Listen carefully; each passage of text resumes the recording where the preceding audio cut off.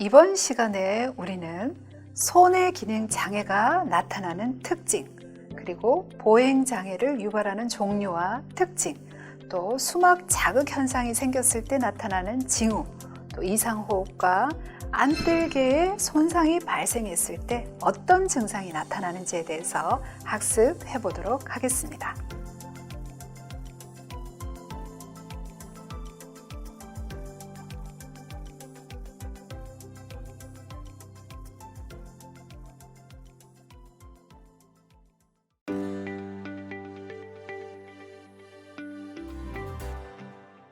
자, 신경계 질환에서는요, 손해가 손상될 수 있죠. 자, 이런 손해가 손상되었을 때 나타나는 기능 장애에는요, 평형이나 근긴장도, 자세, 운동 활성과 관련된 운동 수행에 있어서 장애, 즉 협조 운동 조절에서 문제가 생길 수 있습니다. 따라서 손의 기능 장애로 인해서 협조 장애 또는 연속되는 동작이 부드럽지 못하거나 겨냥 이상과 같은 현상이 발생될 수 있죠. 자, 그래서 우리는 손의 기능 장애를 설명하기 위해서 겨냥 이상과 상반 반복 운동 장애, 또 반동 운동 장애, 일자 보행 장애, 롬보그 징후들에 대해서 설명해 보도록 하겠습니다. 자, 먼저 첫 번째 겨냥 이상입니다. 자, 이 겨냥 이상은요, 손가락 코 검사를 통해서 좀 쉽게 확인할 수 있는데요. 자, 손가락 코 검사를 할 때 그 손가락이 코에 도달하기 전에 움직임이 멈춤이 있거나 또는 느리고 일정하지 않은 속도로 손가락 코 검사를 수행한다라고 하면 겨냥 이상이 있다라고 우리가 생각해 볼 수 있죠. 자, 이 겨냥 이상에는요, 겨냥 과다증 그리고 겨냥 과소증 을 우리가 나눠 볼 수 있고요. 그렇게 나눠 볼 수 있고요. 자, 다리에서는요, 발꿈치 정강이 검사를 통해서 이 하지에 겨냥 이상 증상이 나타나는지 확인해 볼 수 있습니다. 자, 두 번째로 손의 기능 장애로 상반 반복 운동 장애가 나타납니다. 한쪽 손에서 엎침과 뒤침 운동을 최대한 빠르게 반복하는 빠른 교대 운동을 합니다. 저는 굉장히 부드럽게 나타나잖아요.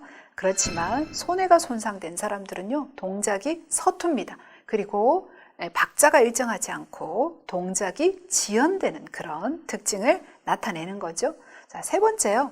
자, 반동 운동 장애도 있습니다. 작용 근육이 강하게 수축하고 있다가 불시에 작용근에 주어지던 부하가 사라질 때 대안근이 자동적으로 수축하는 현상입니다. 자, 손에는 작용근하고 대안근의 상호작용으로 조절을 하죠. 그래서 손에 병변이 있다 그러면 반동 운동 장애가 나타납니다. 그림에서처럼 검사자가 팔을 강하게 잡아당기고 반대 방향으로 힘을 주고 있다가 바로 빼게 되면 우리 같은 경우에는 어떻게 해요? 바로 빼더라도 자기 얼굴을 치는 증상은 나타나지 않습니다. 하지만 손에 손상이 있다면 그것을 조절하지 못하고 자기 얼굴을 강하게 치는 그런 현상이 발생할 수 있다는 거죠. 자, 그 다음으로요, 일자 보행을 설명해 볼까요? 자, 텐뎀 게이트라 그래서 일자 보행은요, 발꿈치와 발가락 끝을 맞붙이면서 일직선으로 걸어가는 현상입니다. 손해가 손상되면은요, 중심을 잘 잡지 못하겠죠? 그래서 심하게 흔들리는 현상이 나타나게 됩니다. 자, 다섯 번째로 우리가 손의 손상에서는요, 롬보그 징후에서 흔들리거나 넘어지는 반응이 나타납니다. 자, 두 발을 모은 상태에서 똑바로 서게 하고 눈을 뜬 상태와 감은 상태에서 이 환자가 균형을 유지할 수 있는지를 보게 되는 건데요. 손의 질환이 있다면 눈을 떠도 눈을 감아도 둘 다 중심 잡기가 힘들어지면서 몸이 병변이 있는 쪽으로 기울어지거나 넘어지는 현상이 발생을 합니다. 자, 눈을 떴을 때와 감았을 때의 차이가 없죠. 자, 이런 증상은요, 사실 롬보그 징후에서는 음성 현상이라고 합니다. 양성이라는 것은 눈을 떴을 때하고 감았을 때 양상이 달라지고, 그리고 감았을 때 이런 흔들림의 증상이 더 많으면 양성이라고 하는데, 이 손의 손상의 경우에는요, 눈을 떴을 때도 흔들리고 그리고 감았을 때도 흔들리기 때문에 우리가 음성이라고 표현을 합니다. 그 다음에 척수성 실조와 안뜰성 실조를 한번 비교해 볼까요? 자, 척수성 실조는요, 척수의 등 쪽 백색질 기둥 부분에 문제가 생기는 거죠. 자, 특히 위치 감각을 전달하는 경로가 그 등 쪽에 있는 백색질 기둥으로 상행해서 뇌로 올라가게 됩니다. 자, 눈을 감으면 어떻게 될까요? 더 심하게 흔들려서 이 경우에는 롬보그 징후의 양성이라고 설명을 하고요. 자, 안뜰성 실조를 설명해 보면요, 안뜰 감각에 장애가 있는 경우를 안뜰성 실조라고 합니다. 눈을 뜨고 있을 때에도 휘청거리고 눈을 감으면 더더욱 휘청거리는 증상이 나타나죠. 그래서 롬보그 징후는 변화가 있기 때문에 양성이라고 설명합니다. 자, 여러분 표를 통해서 정상과 척수성 또 손해성, 안뜰성 운동 실조에서 자, 어떻게 달라지는지 다시 한번 학습해 보십시오.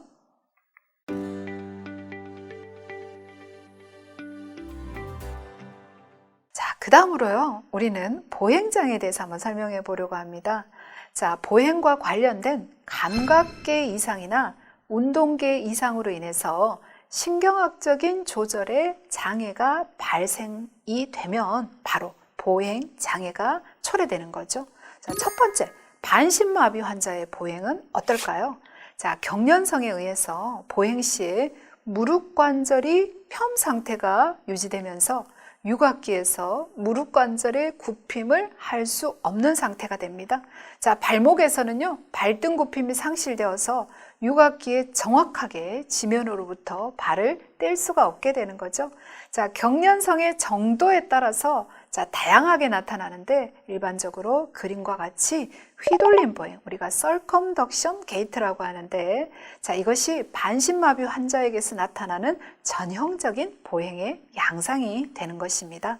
자, 두 번째로는요, 파킨슨병 환자의 보행은 어떨까요?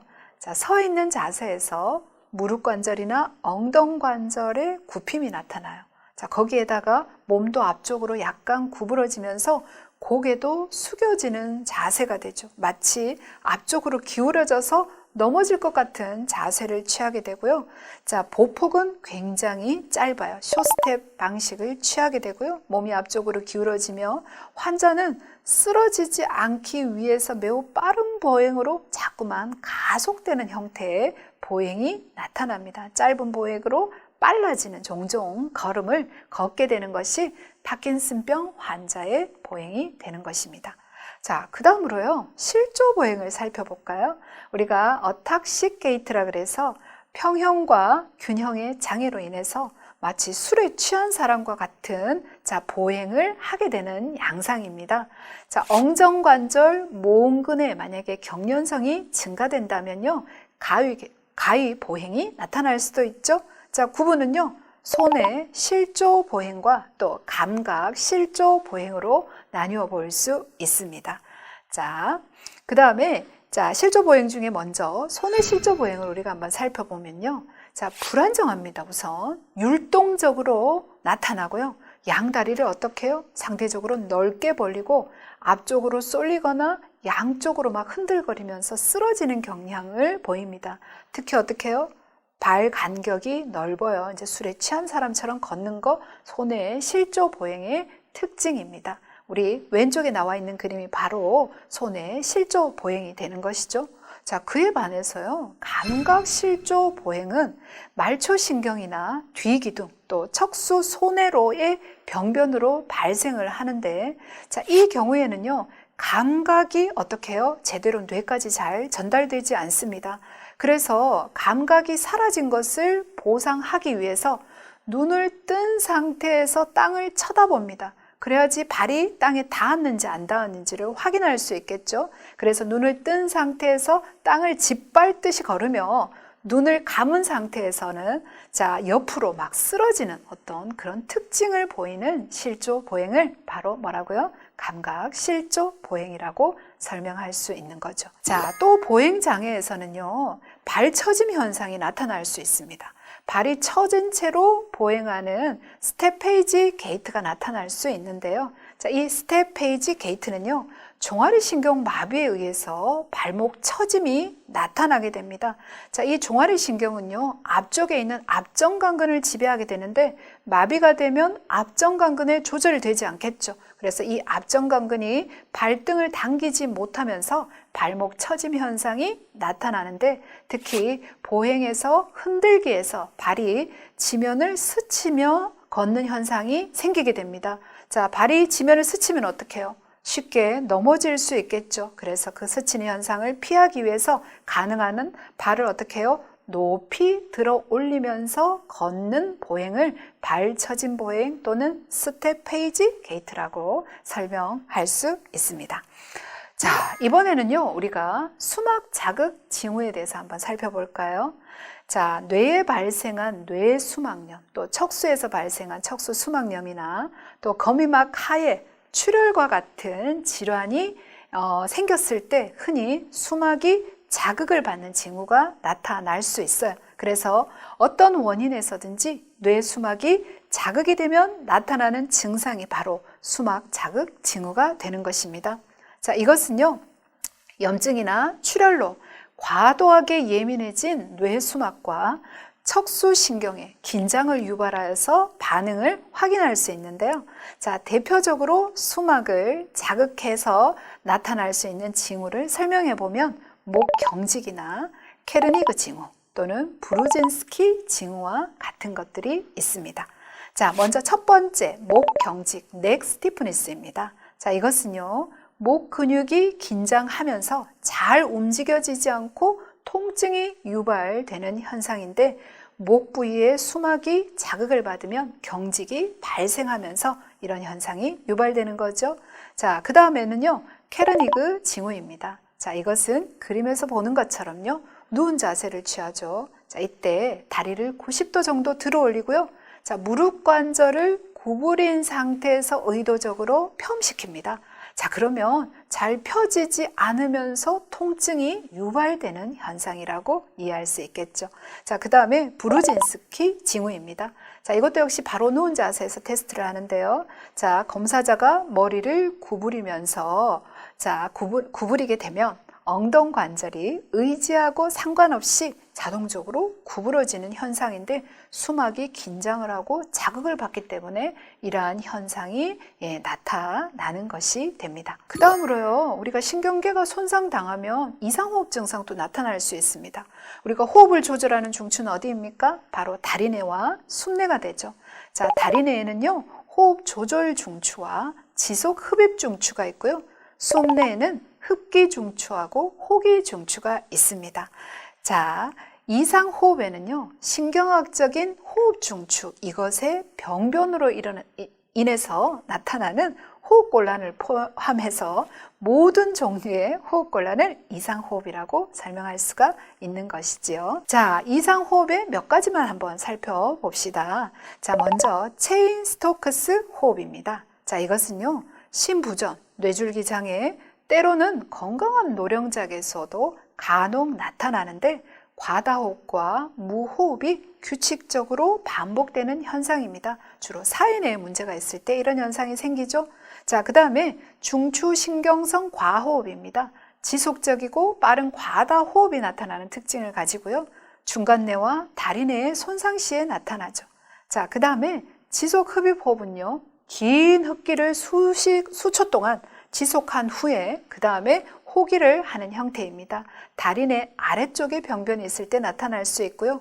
자, 군발호흡이라고 하는 것은 군집, 모여있는 호흡이 불규칙하게 연속되어서 나타납니다. 다리뇌 하부나 숨뇌 위쪽, 상부 숨뇌 이상이 생겼을 때 나타나고요. 다음으로 실조성 호흡입니다. 자, 실조성 호흡은요, 숨뇌 장애로 발생하죠. 호흡 운동의 정지가 임박해 있을 때 나타나는 불규칙한 호흡을 설명하는 것입니다.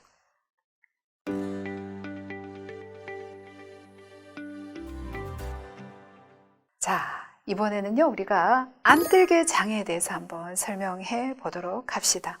자, 안뜰 계통은요, 관자뼈의 바위 부분, 뼈 속에 위치하는 속귀의 한 부분이죠. 자, 이 속귀는요, 뼈 미로 부분과 그 안쪽에 망미로로 구성이 되어져 있습니다.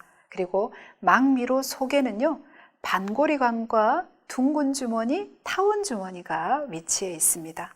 자, 바로 이 반고리관과 둥근 주머니, 타원 주머니에서부터 신경이 나오는데 우리는 이것을 안뜰신경이라고 설명을 합니다.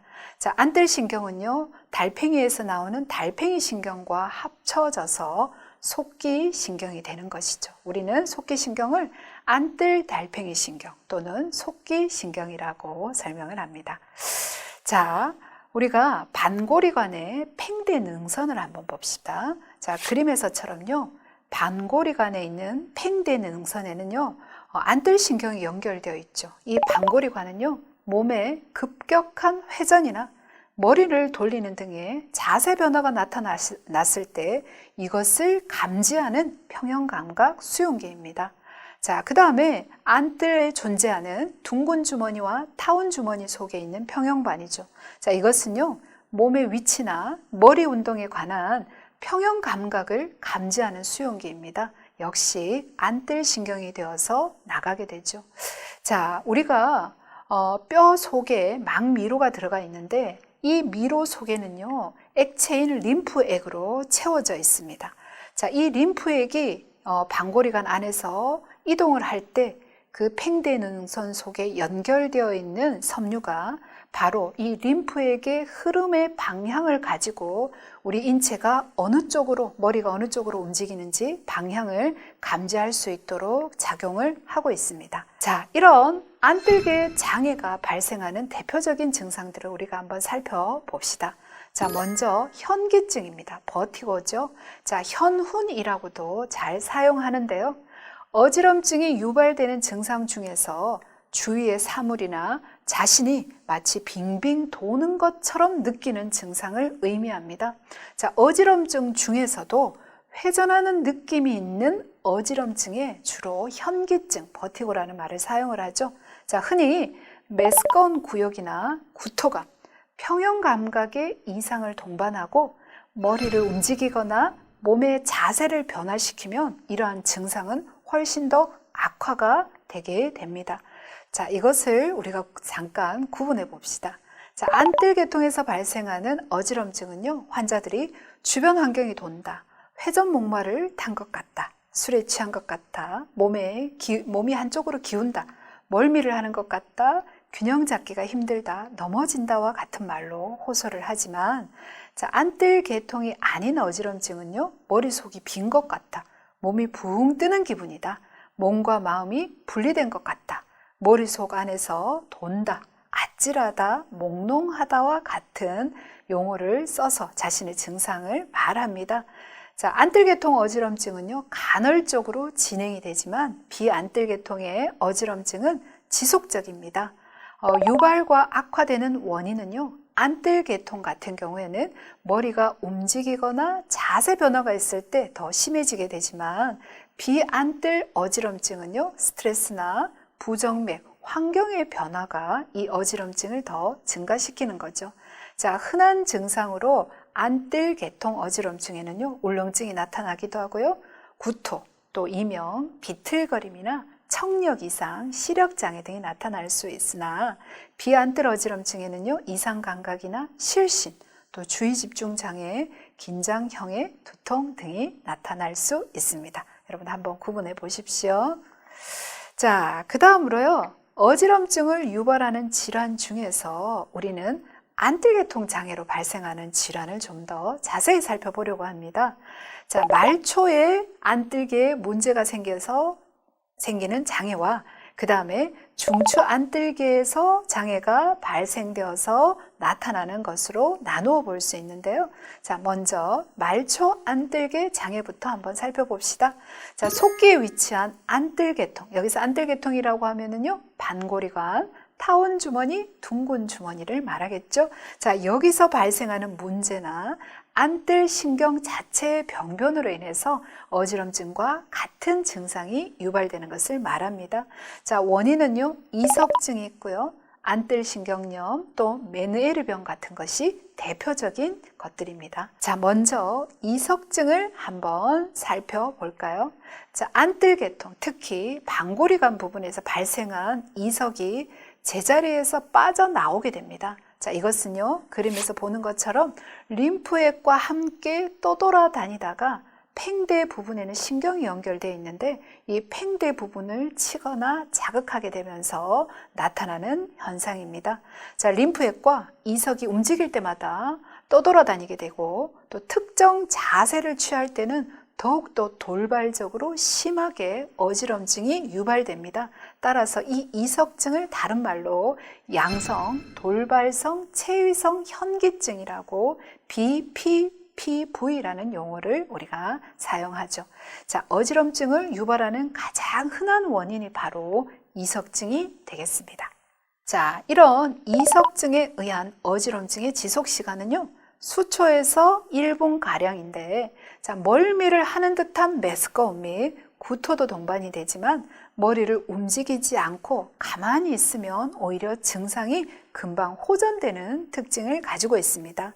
자, 딕스 홀파이크 검사 등으로 방골이관에 어느 부분에 돌이 있는지 확인이 가능한데요. 예를 들면 앉은 자세에서 한쪽으로 머리를 45도 돌림을 합니다.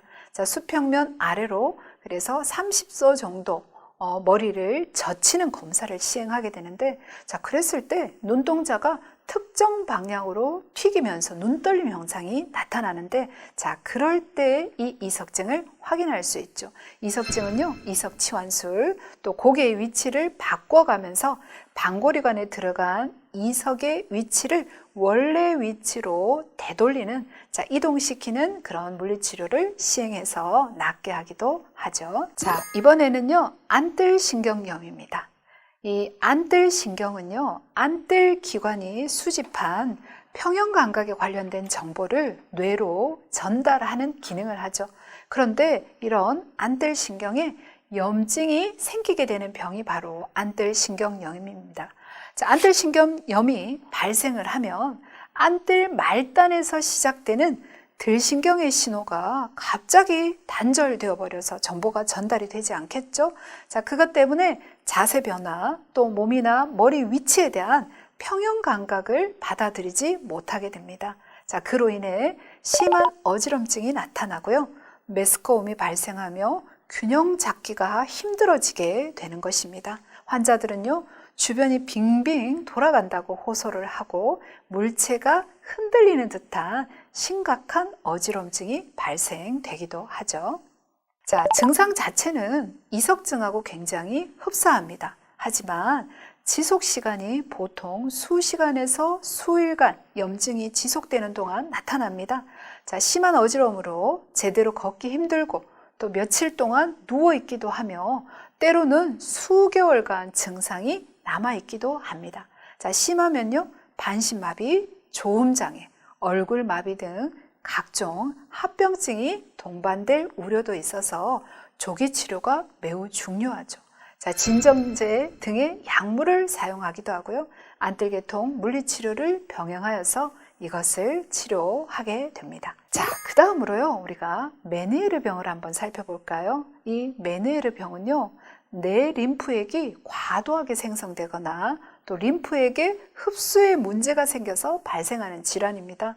자, 내 림프 수종이라고도 말하죠. 속기 기능에 문제가 발생되어지면서 증상이 나타납니다. 이 과도한 림프액은요, 어지럼증도 유발시킬 수 있고요. 자, 청력 감소로 돌발성 난청이 발생할 수도 있고요. 귀울림 증상이나 귀 먹먹함 증상과 같은 이러한 4가지 증상이 메누에르병에서 특징적으로 나타나게 되죠. 자, 이러한 증상이 보통 수시간 정도 지속되다가 사라지는 편이지만 질환이 진행될수록 지속 시간이 점점 길어질 뿐만 아니라 청력 손실까지도 나타나는 위험한 병에 해당이 됩니다. 자, 초기에는요, 낮은 음에 대한 청력이 감소되다가 점차 높낮이에 대한 청력이 감소되면서 귀울림이 동반될 수도 있죠. 10명 중에 2명 정도는요, 양측성으로 진행이 됩니다. 자, 치료는 저염식이나 진정제, 이뇨제 등의 사용으로 상당히 호전될 수도 있고요. 자, 심한 경우에는 수술을 시행하는 경우도 있습니다. 자, 이번에는요, 중추 안뜰개 장애를 한번 살펴볼까요? 자, 평형기관과 평형기관에서 오는 모든 정보를 통합하고 처리하는 기능을 하는 것이 바로 손해입니다.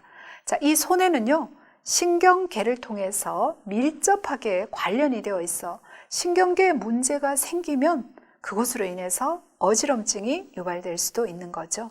자, 안뜰기관은 정상이지만 결국 평형감각과 회전감각 정보를 전달받고 통합하는 최종 목적지인 손해에 문제가 있어서 어지럼증을 유발하는 경우를 우리는 중추 안뜰개 장애라고 설명을 합니다. 자, 이런 중추 안뜰개 장애는요, 말초 안뜰개 장애에 비해서 흔하지는 않습니다. 그런데 뇌경색이나 뇌출혈, 뇌종양, 뇌혈관 장애 등이 원인이 되어서 발생하는 경우도 많이 있겠죠. 자, 빠른 진단과 치료가 이루어지지 않을 때 심각한 후유증 또는 생명에 지장을 줄 수도 있기 때문에 정확하고 빠른 진단과 치료가 필수적이라고 할 수 있겠습니다.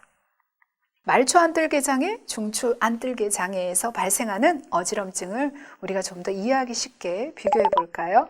자, 말초 안뜰개 장애는요, 간헐적으로 발생하지만 중추 안뜰개 장애는 지속적으로 나타납니다. 자, 말초 안뜰개 장애는 회전 방향이 한쪽으로 회전하는 것 같은데 중추 안뜰개 장애는 다양한 방향으로 회전하는 것처럼 어지럽습니다. 자, 말초 안뜰개 장애는요, 의식 소실이 나타나지 않고 중추 안뜰개 장애는 가끔은 나타날 수 있습니다. 말초 안뜰개 장애가 있으면 자세 불안이 나타납니다. 그렇지만 중추 안뜰개 장애는요, 굉장히 심한 자세 불안을 호소하는 거죠. 자, 말초 안뜰개 장애에서 뇌신경 증상은 잘 나타나지 않지만 중추 안뜰개 장애에서 뇌신경 증상은 굉장히 흔하게 나타나고요. 자, 귀 증상으로 난청이나 이명 현상이 말초 안뜰개 장애에서는 잘 동반되어서 나타나지만 중추 안뜰개 장애에서는 이러한 귀 증상은 잘 동반되지 않습니다. 자, 회복의 여부를 확인하면 말초 안뜰개 장애는 비교적 빠르게 회복되지만 중추 안뜰개 장애는 회복이 아주 더딘 편에 속합니다. 자, 세 번째, 우리가 평형장애에 대해서 한번 살펴볼까요? 자, 평형장애, 이것은 공간 내에서 자세 및 방향감을 유지하는 능력의 장애를 말합니다. 안뜰개의 손상으로 인해서 어지럼증과 구역질이 생길 수 있는데 움직이는 동안 균형 유지가 어렵고 움직임이 불안정해지는 거죠. 자, 그래서 안뜰개 장애로 인해서 나타나는 평형 장애 증상에서 어지러움, 현기증, 실신, 떠다니는 것 같이 붕 떠 있는 느낌, 또 몽롱함, 혼동, 또 방향 감각 상실과 메스꺼움, 때로는 구토, 또 설사하기도 하고요. 심장 박동이나 혈압의 변화가 나타나고 두려움이나 불안감, 극심한 공포감이나 우울증, 또 집중력 저하 등의 증상이 나타났다가 사라지기를 반복하는 증상이 나타나게 되는 것입니다.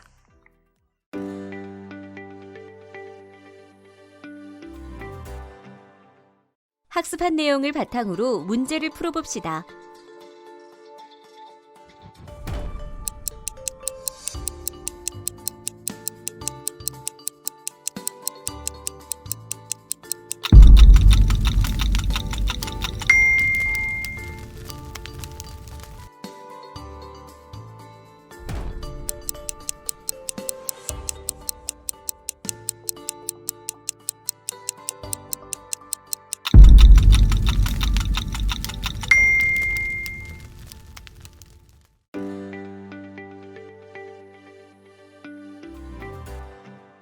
자, 우리는 이번 시간 학습을 통하여서 손해 기능 장애의 특징을 살펴보았고요.